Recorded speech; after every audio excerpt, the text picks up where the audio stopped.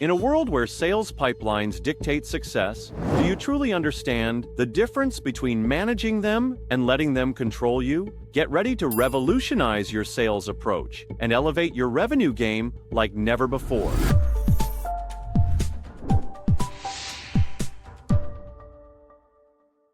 Let's go back and talk about the managing of the sales pipeline, right? And I wanted to bring in another term and have you kind of talk about both of them and then have us look at what it means to manage the sales pipeline versus having the sales pipeline happen to our businesses, which I think is what happens to most of us, right? But customer value journey and sales pipeline, is there a difference? Is there a difference? Yes, there is.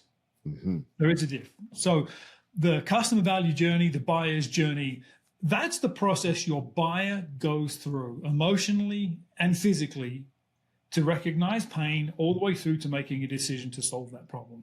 That's the buyer's journey or the customer value journey. The sales pipeline are the stages they go through.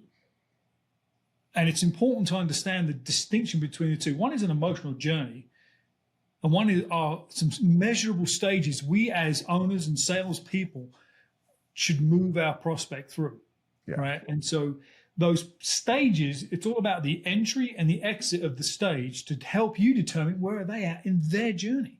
Yeah. That makes sense? Yep, absolutely. So let's go. Let's dive in, because I feel like for most people, pipelines happen to them. So you added this word managing. Talk to us. What does this mean? Yeah. Well, I think it starts with understanding what the stages of the sale are, right? And again, we can do a whole episode on just this piece, but just from a high level perspective, if we're selling professional services or we're selling fruits and vegetables, the sales process is very different, right? Yes. Most of us on the call, on the episodes that are listening in, are probably selling professional services at some level, maybe business services, maybe there's business products involved, probably B2B for the most part. Yes. And so that journey, those stages are very different. If I'm selling a service versus selling software, in the software process, I know I've got to demo my stuff. I've got to show them the widget, right? They want to see the thing. They're buying the thing, they want to see the thing. There's no demo per se in professional services. There's building of credibility. There's sharing of experience. There's a collaborative process. So breaking down those stages, because I can't sell software unless somebody's seen it. Correct. Maybe there's a demo, maybe there's a trial. So those stages of the process. So start there. But even with all that being said, let me back right up and talk about what are the most important things in managing the sales pipeline.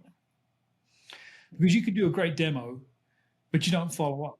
If you look at any of the data out there, all of the associations, all of the Gartner groups, and everybody else that does this market research, they all come back to one reason why most deals don't close. It's not because of a crappy demo. It's because of follow-up. That is the number one thing you can do in your business today to move your revenue forward. Wow. Have a process to consistently follow up. Not brain surgery. No. Following up. So it's all about intent. The intent isn't to coerce somebody or push somebody. The intent is to keep things top of mind and be of value and a resource. So the number one thing you can do is have a system for following up. So the best way to have a system is start with a CRM, a customer relationship management tool. You can get it for free. HubSpot has a free sales CRM you can subscribe to, and you can pay all the way up to the top end of Salesforce and all that stuff. I don't even care if it's just you selling because you're a small business owner. Have a spreadsheet. I don't care. Maybe a bar of sticky notes. Don't just stay at sticky notes, right? At least have something digital, but just have something. Have something where you can put in the company, the opportunity, where you're at in the process, and the next thing you're going to do and when. And ideally, if it's a CRM type tool, it's going to remind you, hey, Atiba, it's time to reach out to Dean again. Yep. And you promised to do such and such.